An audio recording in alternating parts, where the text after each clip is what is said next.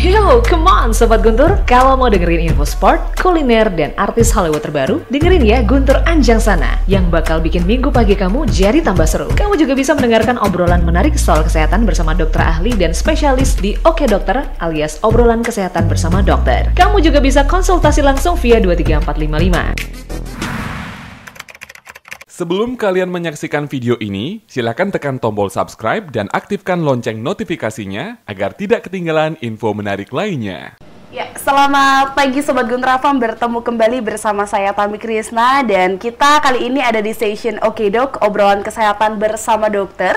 Edisi hari ini hari Minggu tanggal 10 Januari 2021. Jangan lupa menyebutkan 2021 ya, masih banyak yang belum bisa move on dari 2020. Tapi apa daya, 10 hari sudah berlalu dari 2020 dan kita harus siap menyongsong 2021 Sobat Guntur. Pagi hari ini Sobat Guntur FM, kami sudah ditemani oleh Dr. Iko Manggunawan Landre, SPKJ ya, satu dokter yang akan membahas tentang topik kita di pagi hari ini yaitu psikokis postpartum. Waduh, ini kira-kira topiknya tentang apa sih? Sebentar kita akan berbincang lebih banyak bersama Dr. Gunawan, tapi nanti ya kita sapa dulu Dr. Gunawan. Selamat pagi Dok. Selamat pagi Mbak Tami. Gimana Dok kabarnya pagi hari ini? Kabarnya dingin. Dingin ya Dok ya. Hujan, betul. Di luaran sana hujan. Iya, tapi menggunakan baju hitam, kami juga ada warna hitam. Kita ini ya Dok ya, berduka ya Dok ya rasanya ya. Berduka atau nyaman. Oke. Sobat Guntur FM, kita akan berbincang banyak mengenai psikokis postpartum. Nah, kira-kira apa sih sebenarnya psikokis postpartum ini Dok? Kayaknya banyak yang belum ngeh gitu ya sama istilah satu ini. Jadi begini, setiap kelahiran, jadi seorang ibu yang harus melahirkan itu ada beberapa orang yang mengalami yang namanya gangguan kejiwaan. Okay? Nah, salah satunya adalah yang paling berat yang kita sebut sebagai psikosis postpartum. Okay? Tetapi ada level yang lebih ringan sebetulnya. Yang Mbak Tami tanya tadi yang namanya baby blues. Okay? Kemudian yang lebih berat adalah depression postpartum, dan yang ketiga ini adalah psikosis postpartum. Jadi memang ada severity-nya itu. Jadi beratnya itu memang Niki yang paling berat gitu. Psikosis postpartum. Psikosis ya, psikosis postpartum. Ini yang paling berat ya. Iya. Oke, karena sesuai dengan beberapa artikel ya Dok yang kami baca adalah psikosis postpartum ini sebenarnya depresi pasca persalinan yang paling gawat gitu kan. Kalau dikatakan baby blues, kita masih sering ya, kalau kami pribadi Dok masih sering mendengar kata baby blues gitu kan. Ibunya kena baby blues, jadi rada menjauh sama anaknya gitu. Nah, kalau psikosis postpartum ini rada jarang. Nyebutinnya susah ya. Iya, nyebutnya aja rasanya susah. Biasanya nyebutnya soalnya berapa rupiah gitu. Jadi kita bilang psikosis, jadi P-nya nggak usah disebut. Psikosis gitu. Psikosis postpartum. Jadi saat seorang ibu ini melahirkan, dia itu akan mengalami penurunan hormon estrogen dan progesteron. Hormon itu meningkat di saat seorang ibu ini hamil. Nah, di saat melahirkan, jadi dalam hitungan jam dia itu akan turun drastis hormon-hormon itu dan akan mempengaruhi namanya sistem HPA aksis, hipotalamus, pituitari, dan adrenal. Itu jadi sistem di dalam otak dan tubuh manusia yang mempengaruhi segala aktivitas metabolisme maupun cara berpikir. Nah, salah satunya adalah yang bisa ditimbulkan yang namanya gangguan-gangguan yang berhubungan dengan pasca persalinan atau postpartum. Yang paling ringan itu adalah baby blues, yang lebih berat itu disebut depresi postpartum, dan yang ketiga ini yang disebut sebagai psikosis postpartum. Nah, bedanya adalah pada psikosis postpartum ini, orang yang mengalami gangguan ini bisa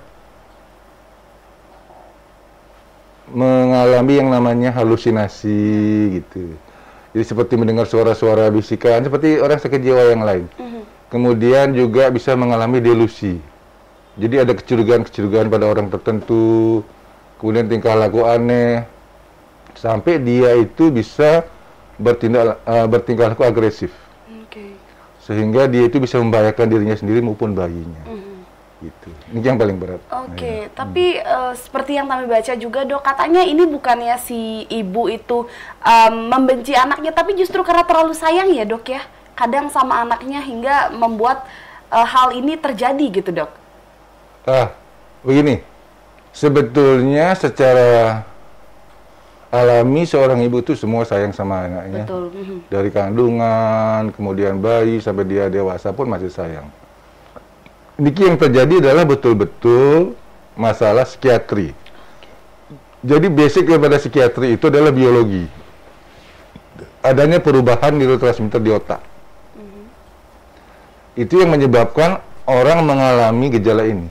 Jadi tanpa kita mengaitkan dengan rasa sayang sama anak, si ibunya yang tiba-tiba nggak apa-apa ya akan mengalami itu. Jadi seperti orang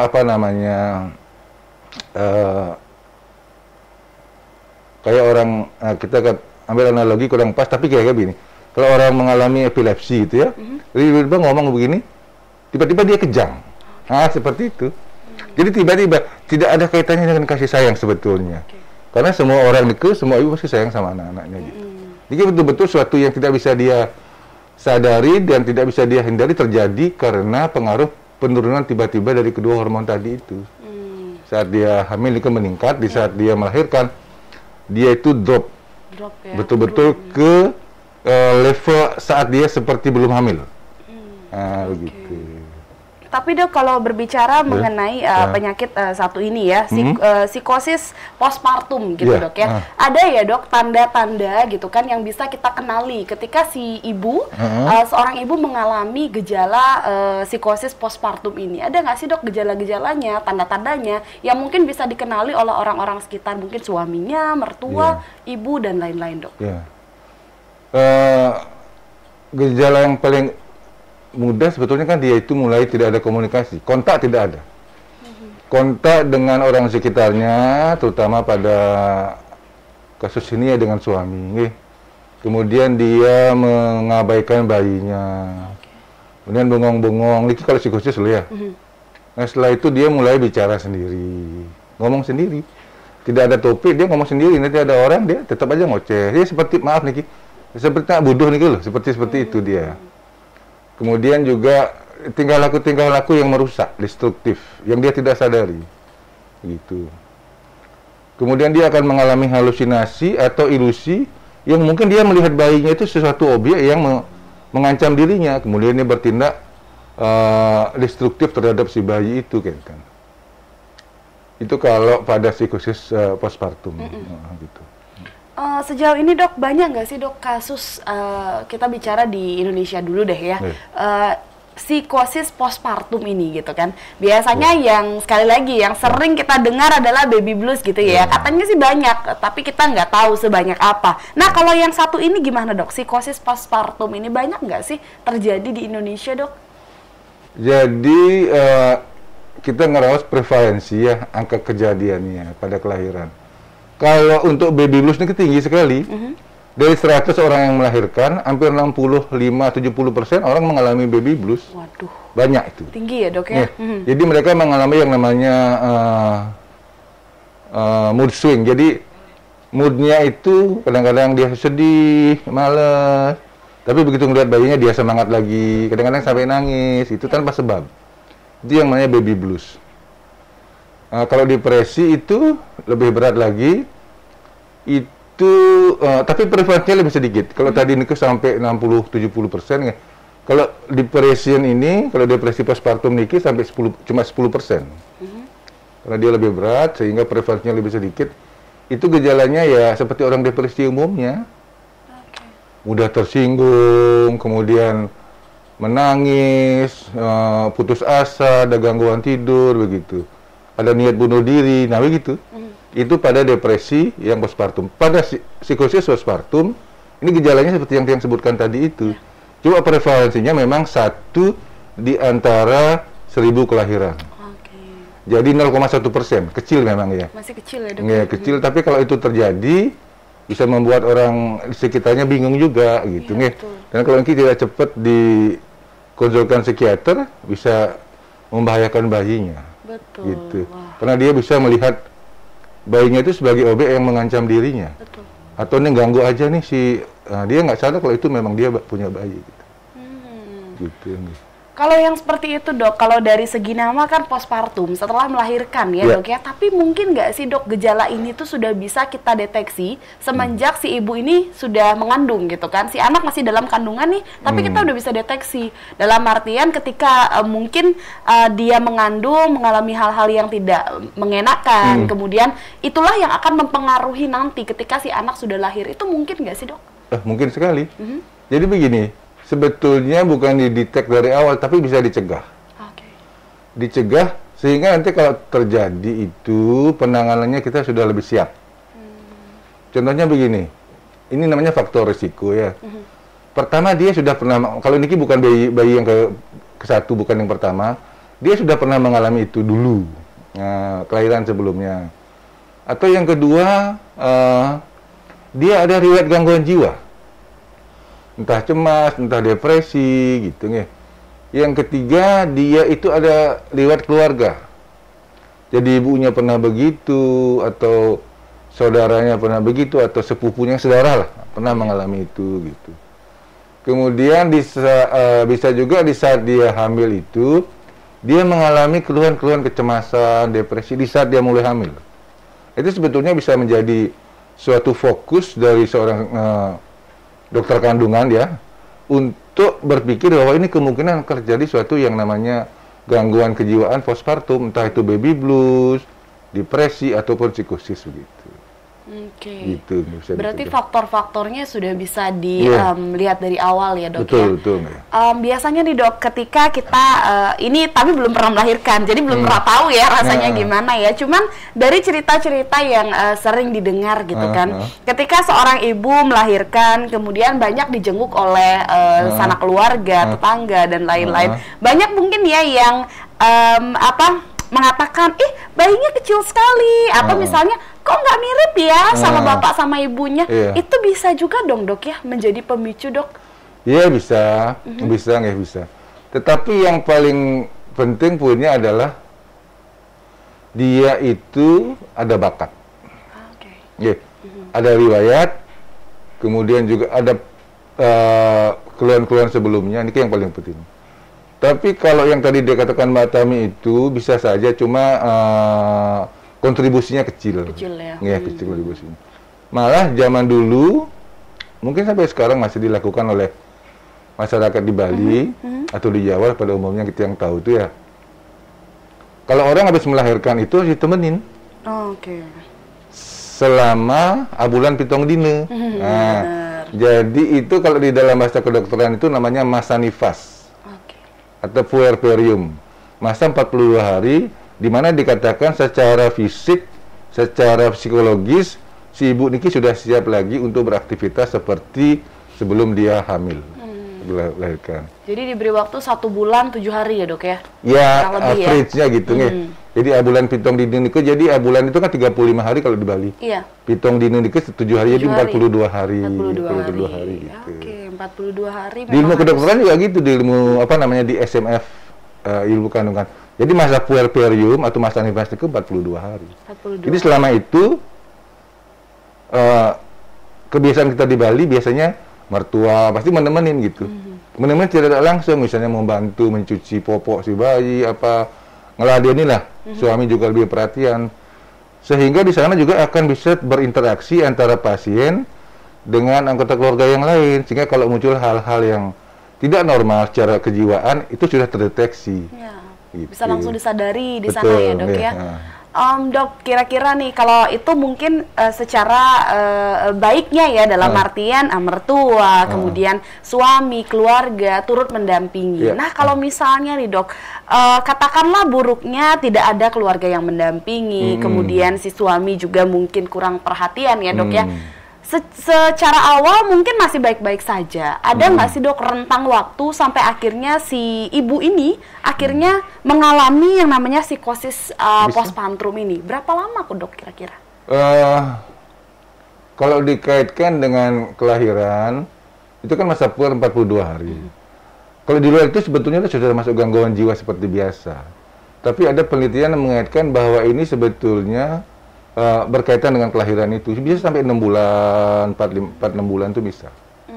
Setelah ditanya kenapa begitu, tidak ada masalah. Ternyata memang masalahnya masalah dia melahirkan aja. Oh, gitu. Jadi ada sampai lama, itu namanya apa ya? Delay. Delay. Jadi munculnya itu terlambat ya. Memang gitu. ada berarti ada, ya dok ya.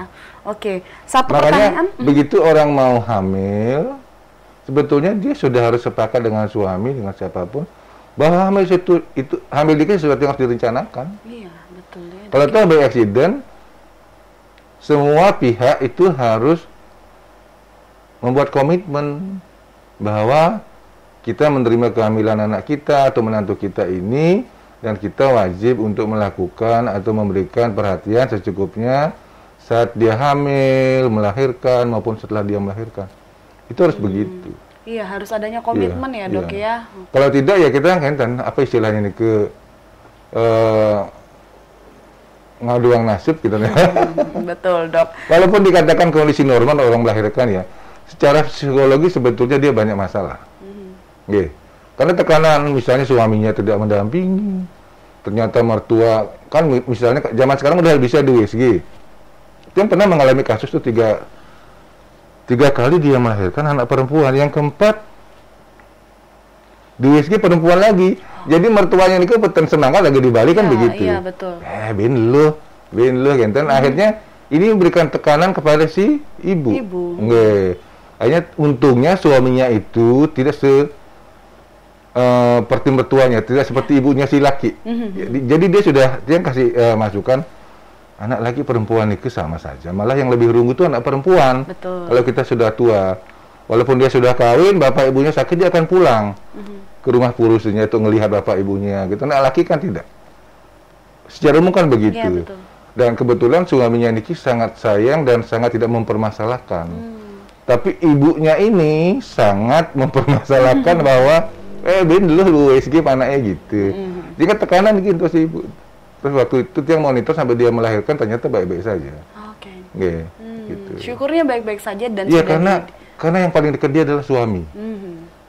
Suami Niki sangat mendukung istrinya untuk apapun, laki atau perempuan, itu adalah anugerah dari Tuhan kan begitu, yang terbaik gitu. Mungkin beda cerita ketika suaminya juga tidak mendukung ya dok ya. Itu yang mungkin paling akan penting. beda cerita ya. Beda cerita. Oke, jadi untuk para calon ibu, para calon ayah juga di luaran sana ya, dari awal sudah komitmen seharusnya. Apapun jenis kelaminnya yang penting sehat dulu deh gitu kan, agar tidak menyebabkan hal-hal yang tidak diinginkan di kemudian hari. Utamanya untuk si ibu dan juga si calon bayi sih ya, Sobat Guntur FM. Tapi dok, ini satu pertanyaan masuk di Instagram pribadinya Tami ya, katanya dia seorang bipolar gitu kan. Kemudian sekarang sudah menikah, memang belum dikaruniai anak, tapi sudah merencanakan bersama suaminya. Nah, kira-kira ada nggak sih dok kemungkinan gitu kan, ketika nanti dia saat mengalami sudah melahirkan, kemudian mengalami gangguan satu ini dok?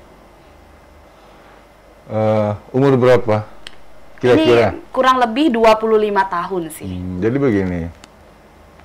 Memang di referensi menyebutkan kalau sebelumnya punya riwayat gangguan jiwa itu kemungkinan untuk muncul psikosis postpartum itu besar, faktor risikonya, apalagi bipolar.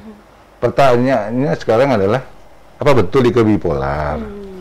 Kalau tidak gampang untuk mendiagnosis bipolar, tidak gampang.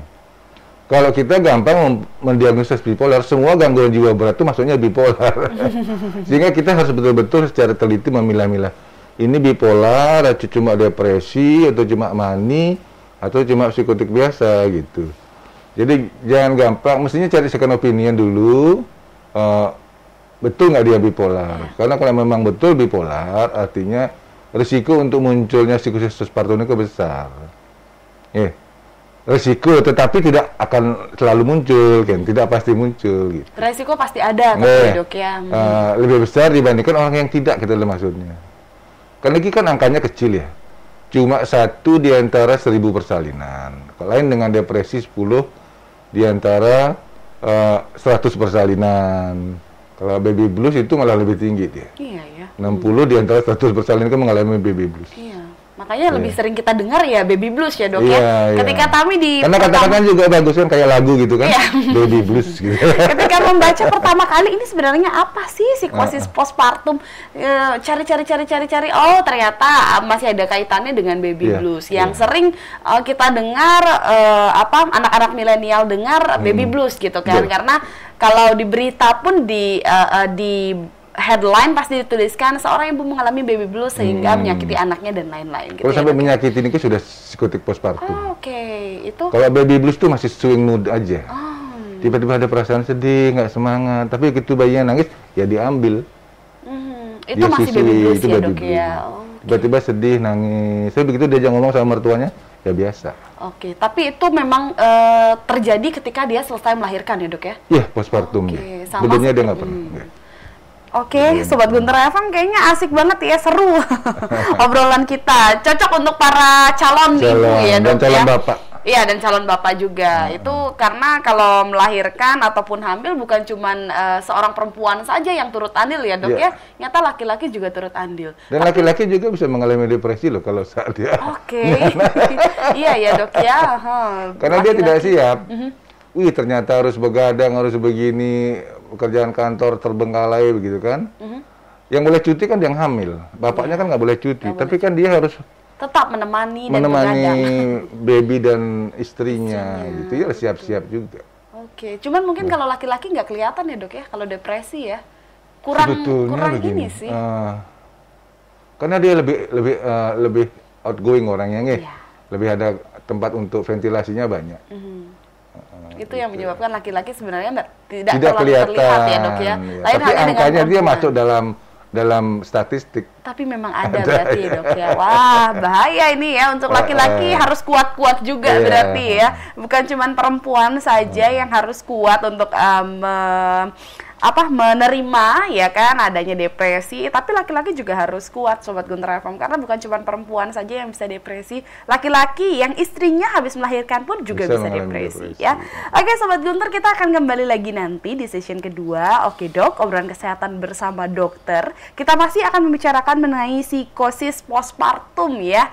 Sobat Guntur, di session kedua bisa joinan di 23455. Jangan lupa passwordnya pasti Guntur pasti beda untuk menanyakan sesuatu atau mungkin memberikan aspirasi. Tapi nanti Sobat Guntur FM di session kedua. Session pertama kali ini kita serahkan dulu ke rekan Shanti. Ada beberapa iklan yang akan lewat. Silakan rekan Shanti.